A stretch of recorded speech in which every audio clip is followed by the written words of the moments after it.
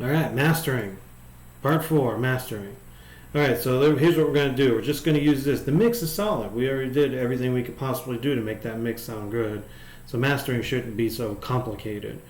Other mastering engineers want to use big old stacks of plugins. Fuck that, I don't, right? Why do that shit? I don't know why they fucking do that shit, to be honest. I think it's just like the guys who make beats and stuff, and these engineers who, I don't know, I'm not going to say they don't know what they're doing, but I'm just saying that they're just kind of overdoing shit, in my opinion. I like it when everything is just simple and to the point. And we got a good mix. You don't have to sit there and fucking do surgery on it. It sounds good.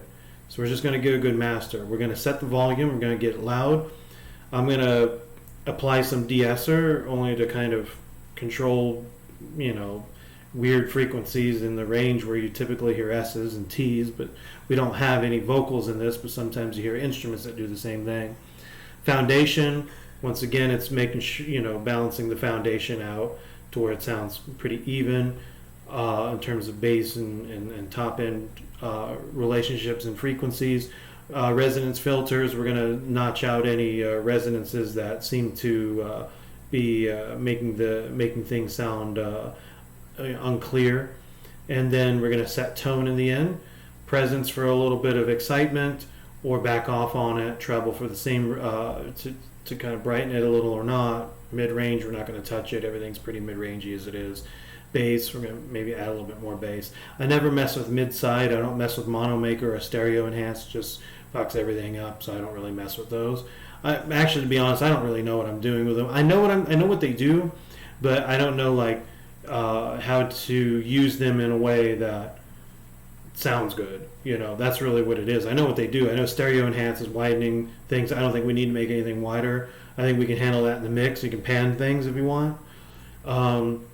We already got some width anyway with the tolerance modeling. We were doing the mix with the SSL, and also with the Lindell 80 series, you had tolerance modeling. So there's width already in this mix as it is, and lots of kind of offset stuff that's going on left and right channels. Monomaker just takes the whatever frequencies below, like say this is 22 hertz, so everything below 22 is going to be made mono. I don't like that. I don't like merging sounds together and smashing them and blending them all weird. So I leave this alone. I don't touch this part. So we're going 1, 2, 3. It's done. That's that. Watch. You'll see how quick this happens.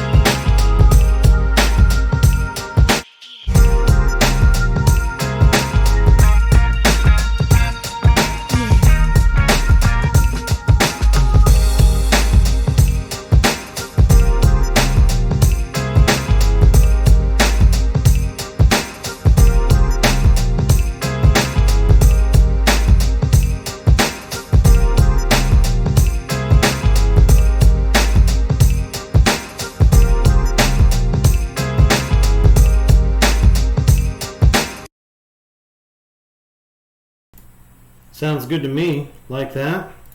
Quick and easy. Don't need ozone. Don't need that. You don't need robots handling your mastering. You could actually do it yourself and make it sound good. Now I'm just making an MP3 and calling it a day. For listening pleasure. MP3 is going to take away a little bit, very, very tiny bit away from the sound, probably usually some bottom end actually, less so than the top. But it's almost like inaudible. It's almost inaudible. You're not going to even really notice it. Especially since everything's already kind of warm sounding and we've handled a lot of the, tone shaping and stuff like that. It really shouldn't take away from it. As a matter of fact, once you render MP3, it should probably sound better. It's going to sound like, in terms of, like what you would typically hear, like an album or something that was already, ripped from a CD or something, and then they made an MP3 of it, a high quality MP3. It should have about that same quality. But if you're that picky about it, make a WAV file or FLAC. You can make a FLAC file. I make FLACs too. I like to make FLACs because they're not as big as WAV files, but they're lossless.